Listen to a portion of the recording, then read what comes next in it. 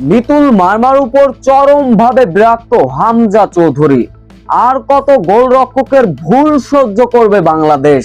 আর কত ভুলের মাসুল দিতে হবে? সিঙ্গাপুরের বিপক্ষে গোলরক্ষকের ভুল, শেষ মুহূর্তে সিঙ্গাপুরের কাছে, ভাগ্যের কাছে এই কেমন হারলো বাংলাদেশ। ভিয়েতনামের বিপক্ষে প্রীতি ম্যাচে 3-0 গোলে হেরেছিল বাংলাদেশ।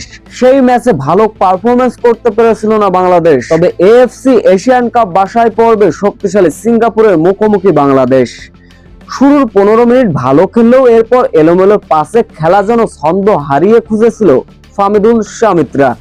এরপর সেই সুযোগের ম্যাচের 31 মিনিটে সিঙ্গাপুর লিড এনে দেন। ইকসান ফানদের দারুণ এক পাস পেয়ে ডিবক্সের ভিতর মিতুল মার্মাকে পরাস্ত করেন। মিতুল বর্মন ইজি বলটি ধরতে পারলেন না, গ্রিপ করতে পারলো না, তার ভুলে গোল হজম করতে হলো বাংলাদেশের। তবে ম্যাচের বয়স যখন 38 মিনিট, আক্রমণে গিয়েছিল বাংলাদেশ। যখন বাংলাদেশি ফুটবলার বল ডিবক্সের ভিতর টেনে নিয়ে যাচ্ছিলেন, তখনই বাধা প্রদান করলো সিঙ্গাপুরের ফুটবলাররা।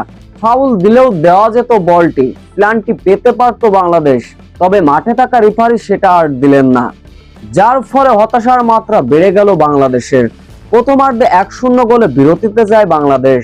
বিরতি শেষে দ্বিতীয় অর্ধে এসে ভালো ফুটবল খেলে বাংলাদেশ, যেন গোল দিতে মরিয়া হয়ে উঠেছিল তারা।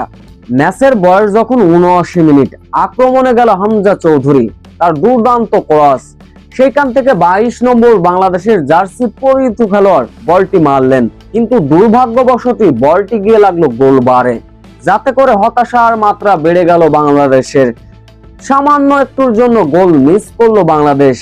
এরপর আক্রমণ আর পাল্টা আক্রমণ চালিয়েও শেষ হাসি হাসলো সিঙ্গাপুর। এশিয়ান কাপের বাছাই ম্যাচে সিঙ্গাপুরের কাছে 1-0 গোলের ব্যবধানে হারলো বাংলাদেশ।